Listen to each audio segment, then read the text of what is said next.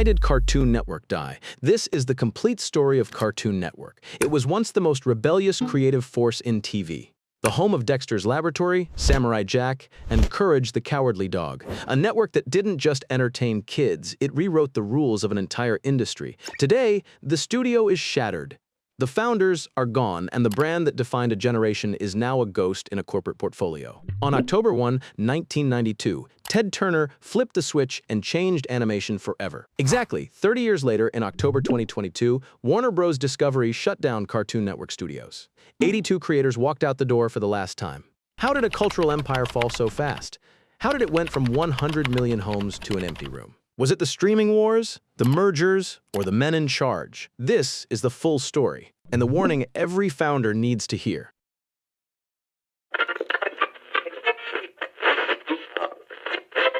There is a vault in Atlanta, climate-controlled steel doors. Inside sit 8,500 hours of forgotten magic, a Stone Age family, a talking dog, a cat and mouse locked in an eternal chase. To the world, these are relics, faded memories, Saturday morning ghosts. But to one man, they are the keys to an empire. But empires are not built with keys, they are built with bets. And this bet is about to cost $320 million. His name is Ted Turner, a sailor from Georgia who never learned to stay in port. He colorized Casablanca just to watch Hollywood scream. He bought the Atlanta Braves because he was bored. They call him the mouth of the South. But tonight, in the spring of 1991, he is silent. Because he is standing in a dusty studio that built the childhoods of 3 generations, and he sees something the sellers cannot. He sees a weapon. But here's what the legend forgets. Everyone told him no. Turner Broadcasting's own board looks at the numbers and sees a graveyard. Hanna-Barbera is bleeding money. The animation unit hasn't had a hit in years. $320 million for a library of cartoons that already air on other channels. The finance team calls it burning cash for nostalgia. Turner buys it anyway. And now he faces the first wall. Cable operators do not want another kids' channel. In 1992, Nickelodeon already owns the living room. Disney is circling. Programmers ask Turner the same question, over and over. Why would parents pay for a channel that only plays cartoons? Cartoons are not programming, they are filler. They are the commercial break between real shows. Turner has no answer they want to hear. So he starts making phone calls himself. One by one, he convinces cable systems to carry the network. Some say yes out of respect, some say yes out of fear. Most say yes because Turner bundles it with CNN and TNT and dares them to refuse. But the real problem is deeper. He has the library, he has the pipeline. What he does not have is enough content to fill 24 hours without repeating himself into oblivion. 8,500 hours sounds infinite until you run it on a loop. A child watching 4 hours a day burns through the entire vault in less than 6 years. And children are not loyal to reruns. They are loyal to what is new. So Turner makes a second bet. He takes a fraction of the money he just spent and hands it to a handful of young animators no one has heard of. He tells them, build me something from nothing. A boy with a secret laboratory, a dog and his human, a warrior lost in time. On October 1st, 1992 at exactly 8 p.m., a switch is flipped. Cartoon Network breathes for the first time. The first image is a rabbit in a bow tie. And just like that, cartoons are no longer prisoners of Saturday morning. They own the clock.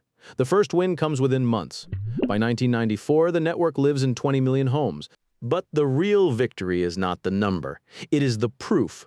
Proof that if you give a child a reason, they will stay up past bedtime. They will skip homework. They will beg for cable. But the vault has a secret, a countdown.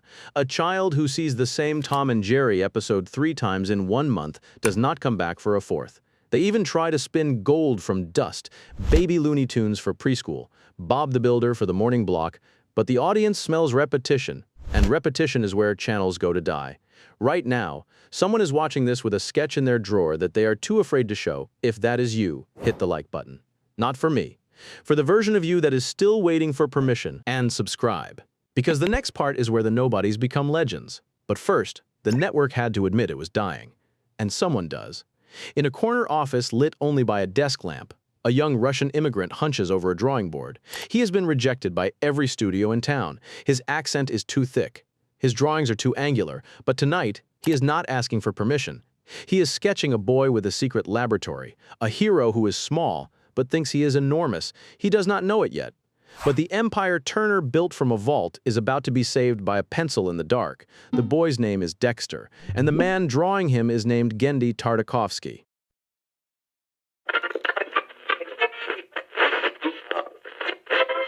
Turner stares at the numbers and sees the future dying. The vault is emptying, the ratings are plateauing, and in the hallway outside his office, a producer named Fred Seibert is waiting with a briefcase full of drawings, dangerous idea that no executive would dare to fund. He calls it What a Cartoon, a contest. Seibert walks in and says something no one has said to Turner before. You own the past, but you are about to lose the future to Nickelodeon and Disney because they make new things and you do not. Turner leans back. Seibert opens the briefcase. Inside are sketches from unknown animators, no focus groups, no market research, just raw, unfiltered ideas. Seibert asks for a budget that would make most studios laugh, 50 original short cartoons, 2 years, total creative freedom. The board thinks it is financial suicide. Turner thinks it is the only way to survive. He says yes, and the first person he greenlights is the man sketching in the dark, Genndy Tartakovsky. The boy with the secret laboratory gets a pilot. Then 3 little girls with superpowers. Then a blonde Elvis impersonator who lives with his mother. The executives look at them and see garbage. Seibert looks at them and sees ammunition. In 1995, the contest begins. 48 shorts hit the air, most vanish. But 4 do not. And those 4 become the pillars of an empire. Then comes the first reveal. In 1996, Dexter's Laboratory hits the air. The ratings don't just climb, they explode. By 1997, Johnny Bravo and Cow and Chicken join the lineup. Cartoon Network is no longer the rerun channel, it is the creator channel. The name on every child's lips is not Disney, it is Cartoon Network. But there is another engine running in the dark. In March 1997, a block called Toonami launches at 4 in the afternoon. Hosted by a robot named Tom, it shows something American kids have never seen. Japanese anime, Dragon Ball Z, Sailor Moon, Gundam Wing, the animation is cheaper to license than to produce. The ratings are triple what the network projected. For the first time, Cartoon Network is not just beating Disney and Nickelodeon, it is stealing their older brothers. The tailwinds are perfect. Cable is exploding into every home in America. The Telecommunications Act of 1996 just made it legal for media giants to merge, and Turner is now inside Time Warner's vault. He has access to distribution, capital, and the Warner Bros. Theatrical machine. It looks like a rocket boost. It feels like invincibility. By 1998, the Powerpuff Girls are on lunchboxes, t-shirts, and magazine covers. In 1999, Eddie pulls numbers that make advertisers weep with joy. Then, in January 2001, the network does something unthinkable. It launches Adult Swim. The same kids who grew up on Dexter are now 18, and Cartoon Network keeps them. The ratings double, the demographic splits. The brand is no longer just for children, it is for everyone. The culture inside is no longer we are the underdog, it is we are the revolution. They call themselves the anti-Disney. They believe that creative freedom alone is a business model, that weirdness is a strategy, and for a while, they are right. Then comes the decision that looks like a coronation. In 2000, with the network at its hottest, the executives greenlight a theatrical movie, the Powerpuff Girls movie, an $11 million budget, a summer release against Disney and Pixar. They believe their TV magic will conquer Hollywood. They believe the creator-driven formula works everywhere. But theatrical animation is not TV. It is a different beast with different economics, different audiences, and different predators. They don't know it yet, but they have just picked a fight they cannot win, and the crack widens.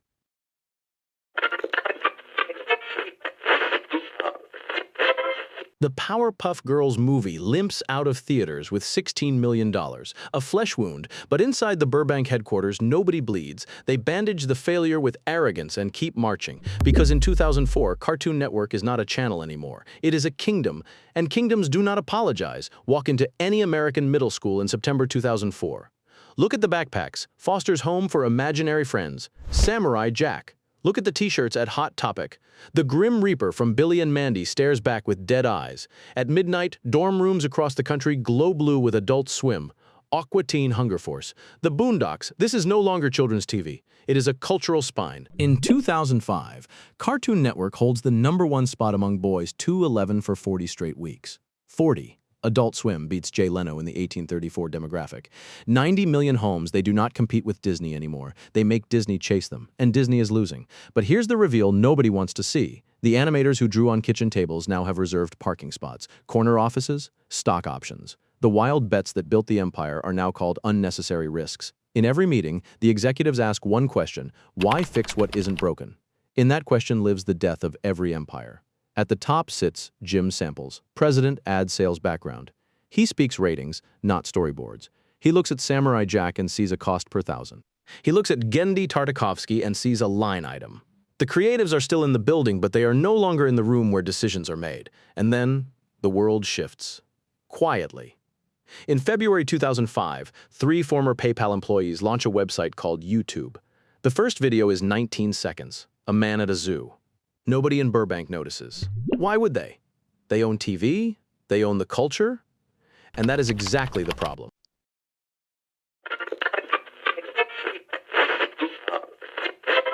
January 31st, 2007. Boston. A marketing team places LED light boards around the city to promote an Aqua Teen Hunger Force movie. The devices blink, the city panics, bridges shut down, bomb squads deploy. The news calls it terrorism, and by noon, the man who presided over the golden age is gone. Jim Samples resigns, not because he planted the devices, but because the parent company needs a head to mount on the wall. The crack is no longer a crack. It is a door, and the wrong man is about to walk through it. His name is Stuart Snyder. He arrives in 2007 with a diagnosis that will kill the patient. His background is not creator-driven animation. It is Disney Channel. He has seen Hannah Montana print money. He has seen live-action sitcoms dominate. And he looks at Cartoon Network's slate of weird, risky, creator-driven cartoons and sees waste. Too expensive, too niche, too strange. His mandate is simple. Make it normal. The first clear mistake happens in June 2009. A block called CN Real launches, live-action reality shows on Cartoon Network. The name itself is a confession. They are no longer confident in cartoons. The lineup includes a show about surviving in the woods, a show about ghost hunting, real kids, real cameras, real cheap. The executives call it expanding the demo. The audience calls it betrayal, the ratings crater.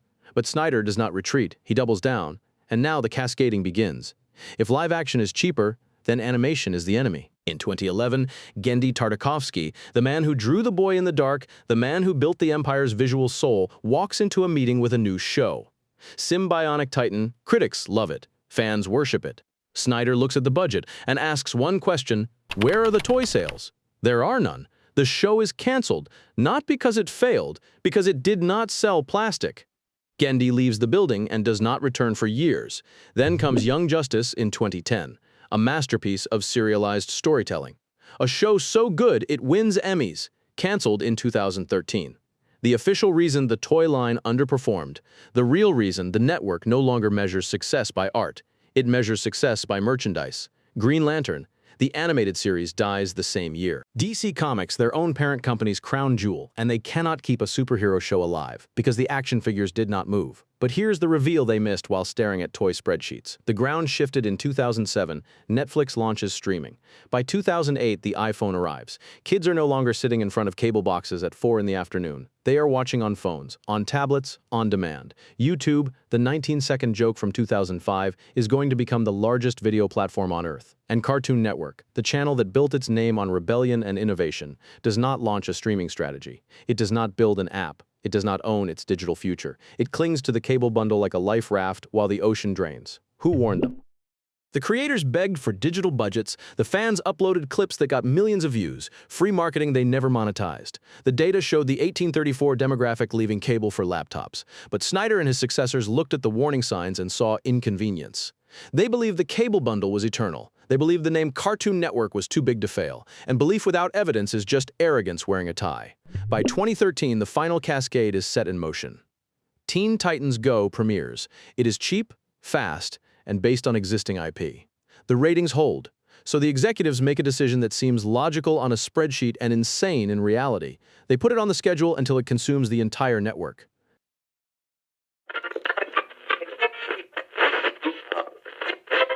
The email arrives at 9 in the morning, October 11th, 2022.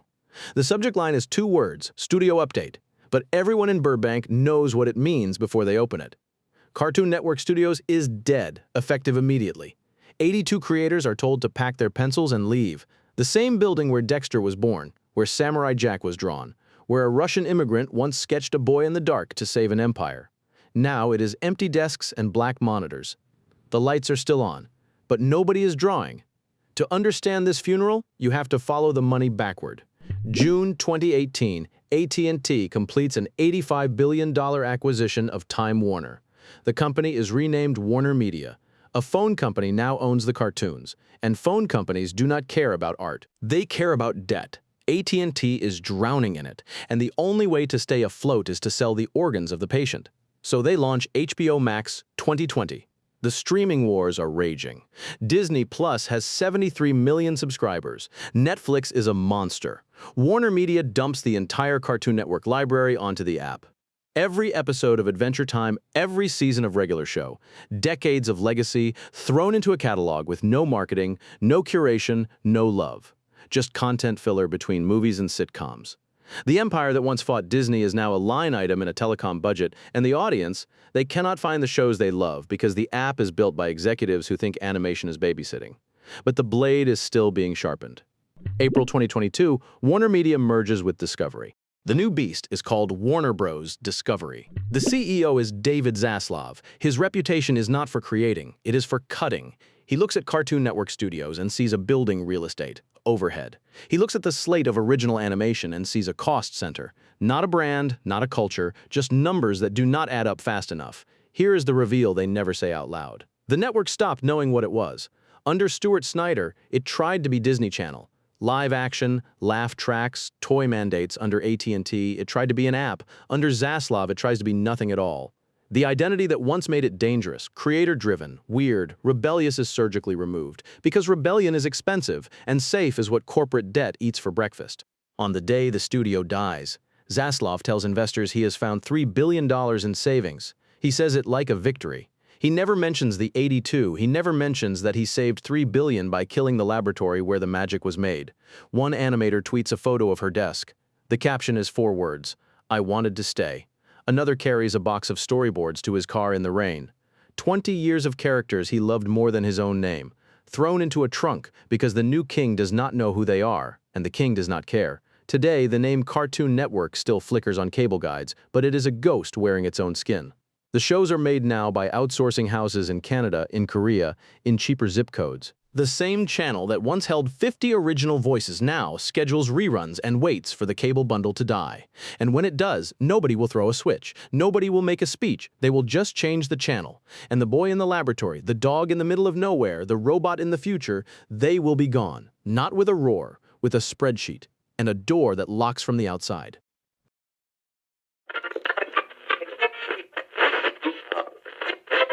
They tried to raise the dead in 2023. Warner Bros. Discovery unveils its revival.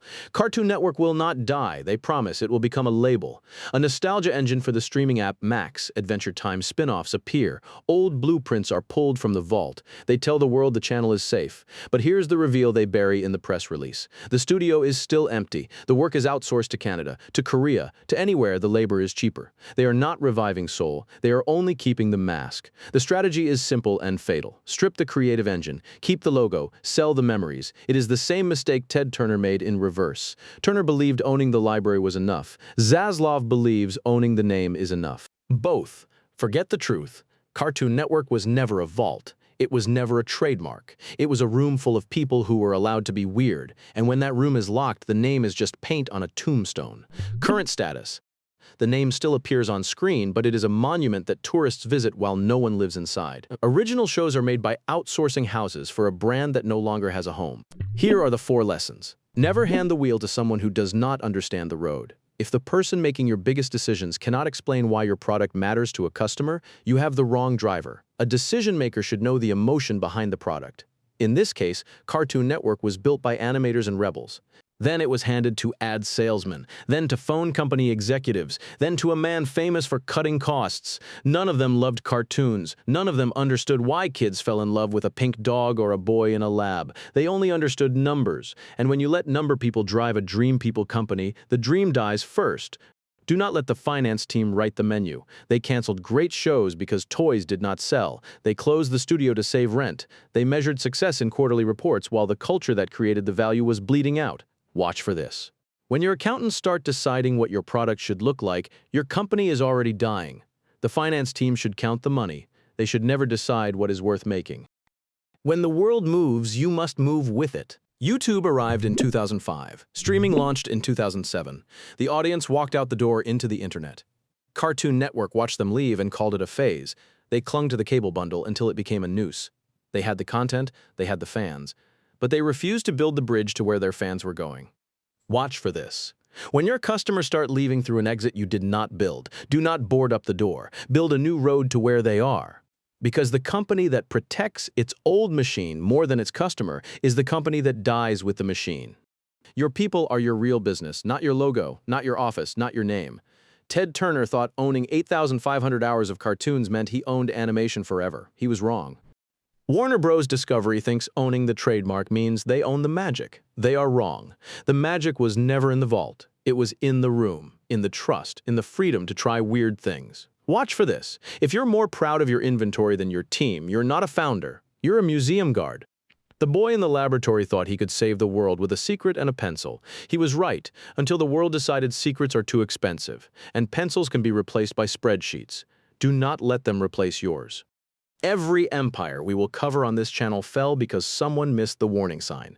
Do not be that someone. If you're starting a business, if you're about to bet your savings, your time, your name on an idea, then you cannot afford to miss what is coming next. We do autopsies, and the next body on the table is already bleeding. Smash that like button if this story just saved you from a mistake you did not even know you were making. Share this with the person who is about to sign a lease, hire their first employee, or hand the keys to the wrong driver.